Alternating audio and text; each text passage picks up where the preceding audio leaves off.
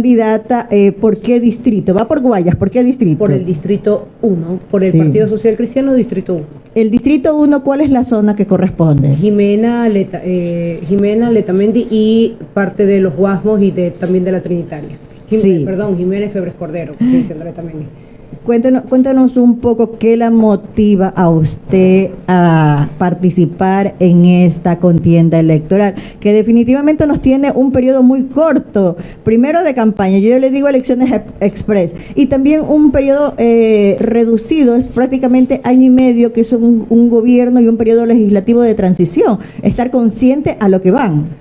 Sí, efectivamente, debido a la muerte cruzada que hizo el presidente Lasso por decreto ejecutivo, pues toca un periodo de terminación más que de transición del empezado en el 2021 al 2025, toca empezarlo ahora en septiembre del 2023 hasta culminarlo en mayo del 2025, que serían las nuevas dignidades que entrarían a participar en la nueva asamblea. Así es que lo que toca es continuar con lo que se empezó en el 2021 con los proyectos de ley que quedaron presentados, culminarlos, empujar los que se dejaron en ese momento presentados. De mi parte presenté 10 proyectos de ley, uno ya es ley de la República, 9 quedaron presentados todavía, que son los que iría a impulsar para que continúen y sean pues ya ley de la República. 577 que fueron los presentados en este periodo que terminó en el 2023 por el decreto ejecutivo. Candidata,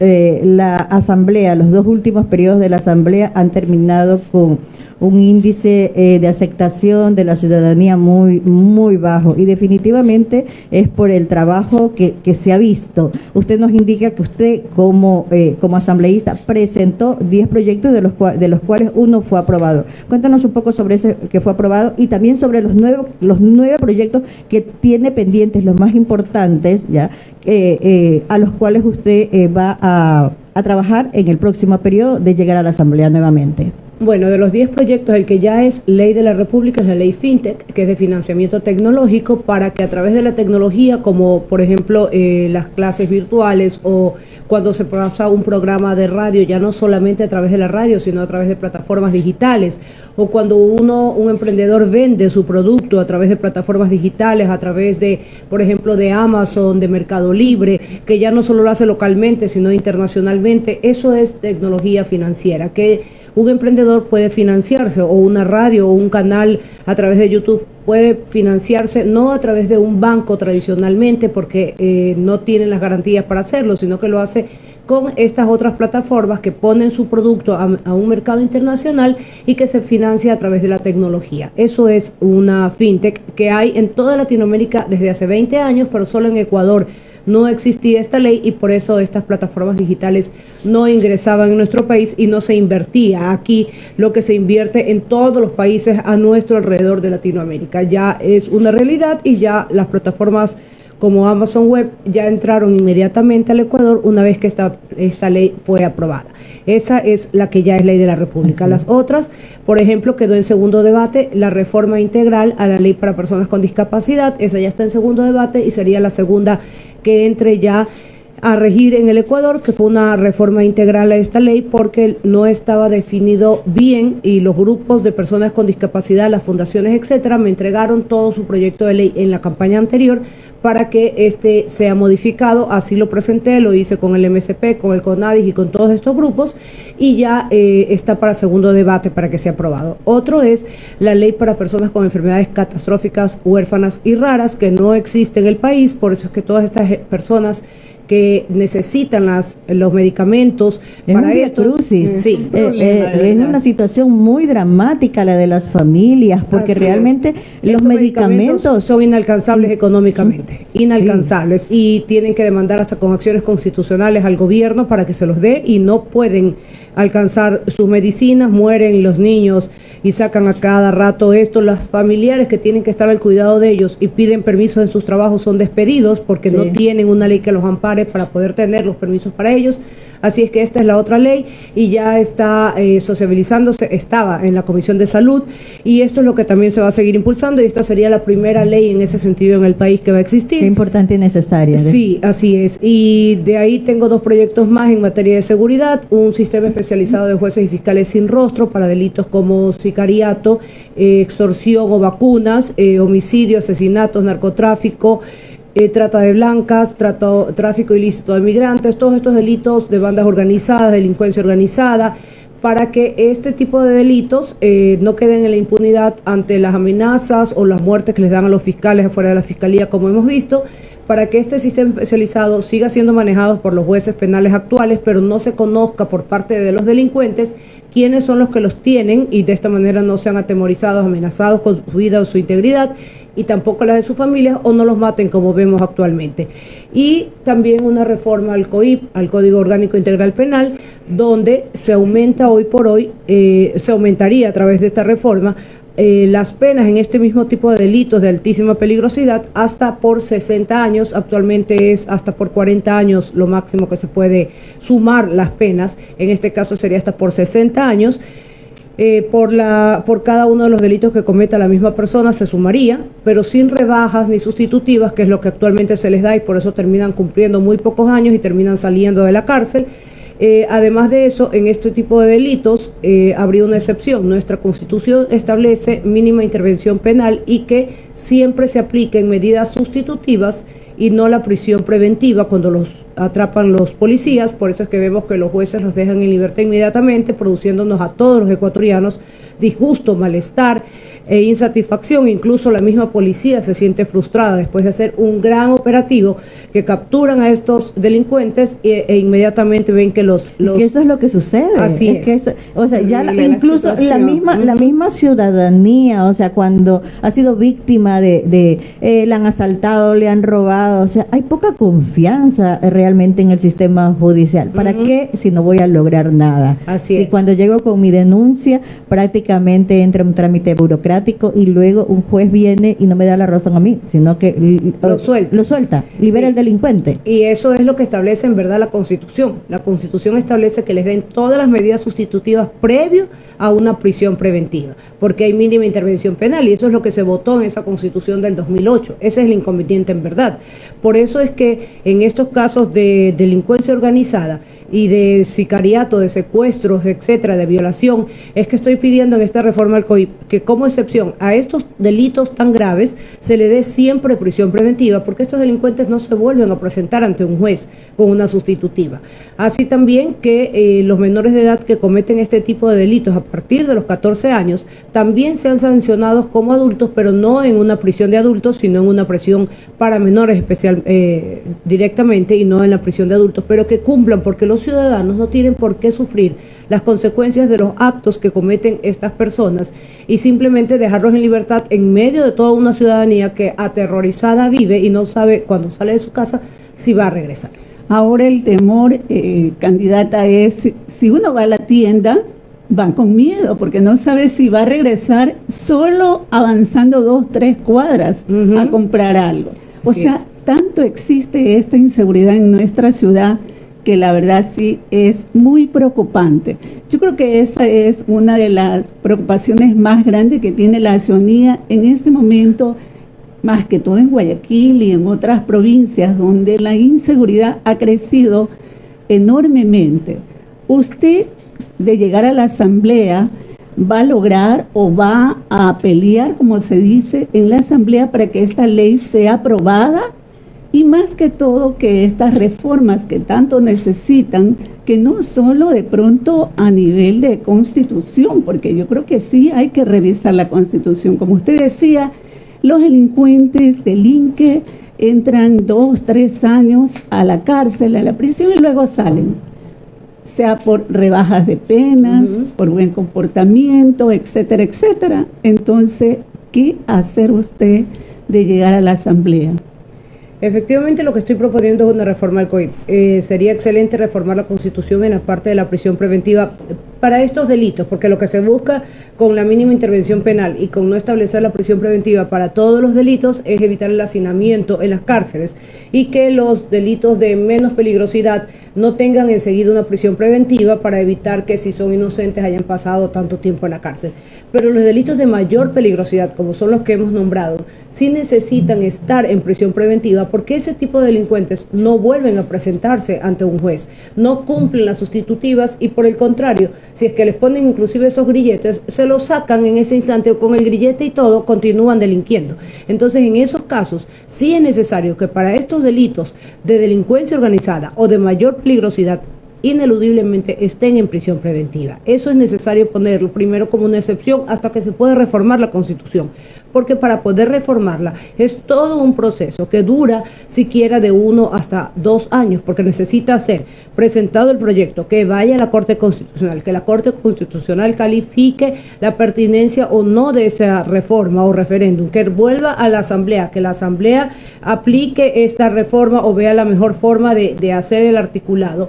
De ahí que el Consejo Nacional Electoral llame a esta consulta popular o referéndum para que la ciudadanía se acerque, ejerza el voto, ver el resultado de esa votación y entonces sí pueda ir a una reforma establecida en el registro oficial. Toma muchísimo más tiempo por todos los pasos que tiene que darse y hasta que se dé, efectivamente, por lo menos debería entrar como una excepción en el COIP para estos delitos de altísima peligrosidad. Yo le quiero consultar, candidata, si dentro de todas estas reformas o ya está la ley, ¿qué podemos hacer con los delincuentes menores de edad, delincuentes juveniles? Y algo que me impresionó, créamelo, me dejó pero realmente en estado de shock, fue ver uno de estos videos que se viralizó en redes sociales, en Twitter, de un niño que participaba en un robo. No era un adolescente, era un niño que amenazaba a los pasajeros con un cuchillo en mano.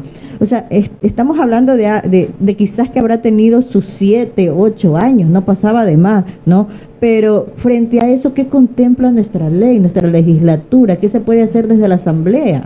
Bueno, en verdad, a esa edad, por ejemplo, no permiten que los niños tengan una participación o una imputabilidad. Los niños son inimputables por los convenios internacionales, por nuestra propia Constitución. Yo estoy poniendo que los menores de edad desde los 14 años sí, sean imputables ante la ley y cumplan las sanciones como adultos en centros especializados para menores de edad. Hoy por hoy lo hacen desde los 16 años. Okay. Pero lo que se puede hacer con ellos, si es que tienen 7 u 8 años, que ya es rescatar a ese niño, o sea, sí, no es un castigo. Bueno, rescatar se debe rescatar a todos los menores, hasta los que sean menores de 18 años, con medidas socioeducativas, dándoles educación, dándoles buena alimentación, etcétera. El inconveniente es con aquellos niños que pese a estar, o con aquellos menores de edad que pese a estar en colegios, abandonan el colegio para dedicarse a estar con estas bandas. Deserción escolar. Exactamente, que es altísima, salió Así en los es. medios de comunicación hace poco, Sí. que es altísima, que dejan los colegios para poder estar en estas bandas. Ese es el inconveniente y habría que ver las causas por las que los hacen. Muchos no tienen un hogar establecido, me refiero a un buen ejemplo de hogar, porque el hogar está conformado por un padre que se dedica a este tipo de actividades y por una madre que también secunda este tipo de actividades, y en ese caso ese es el ejemplo que recibe el hijo y por ello también pertenece a este tipo de bandas. En ese tipo de casos estos chicos no tienen un ejemplo a seguir o no tienen alguien que les ayude a no estar en ese tipo de vida, ¿no? Ahí es donde hay un mayor problema aún. Claro. Ahí es donde el Estado debe intervenir para poder crear de pronto un lugar seguro para que estos chicos no sigan con estos padres que les dan un pésimo ejemplo. Es justamente el Estado el que debe de garantizar que se cumplan los derechos y rescatar a estos niños, no solamente de una vida sana, de una vida con así educación, es. de una vida digna, así es, Sí. lo que establece la Constitución. Candidata, otro tema que también me gustaría consultar y que es tan preocupante como nuestra inseguridad es la corrupción. Esa corrupción que no nos deja avanzar en ningún aspecto de la vida, de los derechos de un ciudadano, educación, salud, especialmente en el de salud. Existe ya, el Estado tiene un sistema de compras públicas, pero no funciona. o no se hace la fiscalización, o no se lo vigila, o no se está ahí pendiente para que realmente funcione como debe de funcionar el objetivo para el que fue creado. Porque ahí vemos, por ejemplo, que medicamentos que cuestan 50 centavos los compran a $5. O sea, ahí están nuestros recursos. Está justamente el dinero de nuestros impuestos, el dinero de los ecuatorianos, que debería de estar en base para poder garantizar que nosotros tengamos nuestro derecho cumplido a la salud.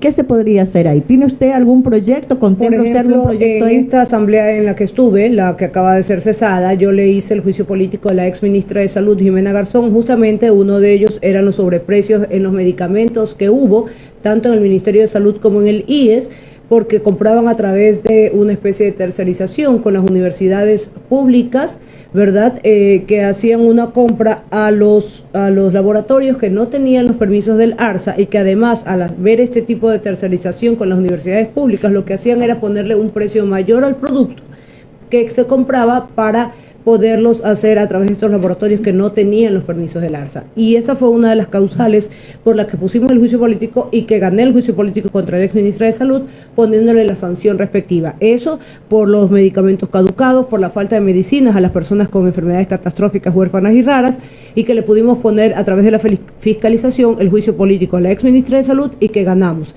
La fiscalización es una medida, pero en verdad la corrupción que se da es a través de una falta en el caso de salud, de un sistema especializado, que también tengo una propuesta de ley presentada a la Ley Orgánica de Salud, y que la Corte Constitucional en su momento se pronunció, que falta un sistema especializado informático, de que todos el Sistema Nacional de Salud, que está integrado por el Ministerio de Salud, por el IES, por el IFA y por la ISPOL, y también por los centros privados de salud, que tengan un sistema informático en conjunto, es decir, que todos manejen el mismo sistema, donde si usted pone el nombre de un afiliado o de una persona que se atienda, todos lo tengan al mismo tiempo, cualquiera pueda ver su ficha técnica hospitalaria, y de esa forma puedan saber qué médico lo atendió, qué enfermedad sufre, qué medicina le dieron, y también poder saber qué medicinas tienen en los hospitales, cuánto tiempo falta para que esta expire o se caduque, cuál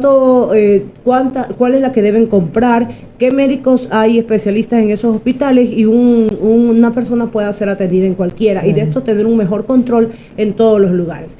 Pero en verdad la corrupción debe ser atendida y revisada siempre, porque la corrupción no se da en la institución, la corrupción se da en la persona que llega a esa institución. Es decir, es un tema de educación, de cultura, de cada uno de las personas, ciudadanos o ecuatorianos, que pueda llegar a un lugar. Y en ese sentido es un llamado a todos los que participen en la función pública en determinado momento, a ser conscientes de que el dinero que manejan no es de nadie, y que por eso se pueden apropiar, es de absolutamente todos los ecuatorianos, incluyendo el mismo funcionario público que llega ahí, y que no puede ser tomado o apropiado por unos pocos, mientras es requerido por los 18 millones de ecuatorianos que viven en todos los sentidos, para trabajo, para salud, para educación. Así es. Candidata, ¿por qué los electores deben votar por Natalie Viteri y también por la lista que usted representa? Bueno, porque el Partido Social Cristiano siempre cumple con lo que promete, siempre cumple con sus promesas de campaña. En este sentido, en la asamblea anterior presentamos todos los proyectos de ley que prometimos en campaña, luchamos por todo lo que nosotros prometemos siempre. Por ejemplo, no votamos por la subida de impuestos que presentó el gobierno nacional, votamos en contra, luchamos todo el tiempo por ello, no subida de impuestos, porque nosotros luchamos por la inversión en el país, porque no hayan justamente este tipo de casos de corrupción, denunciamos y presentamos los juicios políticos correspondientes, porque no estuvimos de acuerdo de votar al presidente de la República, porque sí, se han presentado 4 veces juicios políticos y muerte cruzada contra el presidente. En 3 no habían causales constitucionales y por eso no lo apoyamos y votamos en contra. En la última habían y por eso tuvimos que hacerlo, porque había causa constitucional, porque los proyectos de ley que presentamos son en favor de la ciudadanía, para salud, para educación, para los agricultores, para los ganaderos, para los que tienen temas en cuanto a la leche, a la papa, a todo lo que se requiere en la agricultura, en el sector económico, en el sector de la inversión, porque tenemos que ver por la educación de los ecuatorianos, por el tema de la corrupción, por el tema de la seguridad. Siempre estamos con mano dura para ello, porque trabajamos para dar el servicio que requieren los ecuatorianos, porque ese ha sido siempre por lo que hacemos en el Partido Social. ¿Cuál es su último mensaje para la ciudadanía, sobre todo para todos los ecuatorianos? Claro, este 20 de agosto es muy importante saber que no solamente se trata de votar, sino que en este momento estamos haciendo lo que necesitamos, luchando contra la inseguridad. Por eso hay que votar por Jan Topic para presidente, el hombre que sabe, está preparado, conoce y tiene el plan. Ha estado in situ en las fronteras, en los colegios para ver el microtráfico, en las cárceles, en los hospitales, en todos los lugares para ver lo que se necesita para tratar el tema de la inseguridad. Y que una vez que se trata el tema de la inseguridad, estamos tratando también la corrupción en los hospitales, estamos tratando el tema de los chicos en los colegios, estamos tratando el tema de la falta de trabajo por las vacunas en cada uno de los lugares a los que ustedes mencionaban. Jan Topic es el presidente que necesitamos para luchar por la inseguridad y un bloque fuerte de las 6 en la Asamblea para aprobar las leyes que corresponden.